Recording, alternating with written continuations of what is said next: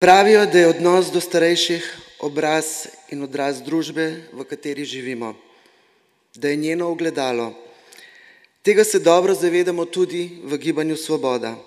Zavedamo se, da so pri oblikovanju politik, zakonov in drugih ukrepov nujnih za izboljšanje položaja starejših vaše izkušnje izjemno pomembne. Ker smo vsi, tako mladi kot starejši, del ene družbe, moramo tudi izzive starejših gledati na enak način.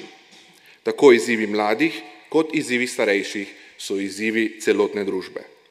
Mladi vam zagotovo lahko pomagamo na tej poti in pri doseganju vseh vaših ciljev. Skupaj ne bomo izboljšali le položaja starejših in upokojencev, temveč tudi mladih. Ker starost doleti vsakega, skupaj poskrbimo, da bo lepa in mirna. Ponosen sem, da sem član stranke, ki se je za položaj upokojencev določila eno od svojih ključnih prioritet. Naš rek bi bil nič o starejših, brez starejših. Brez starejših ni odločanja. Vsaka ideja je koristna in dobrodošla in šteje. Res računamo na vas. Tudi če časi niso enostavni, in časi niso, ne zaradi nas, časi niso enostavni zaradi svetovnih razmer, to ne pomeni, da ne moramo ohraniti optimizma in predvsem pozitivne energije.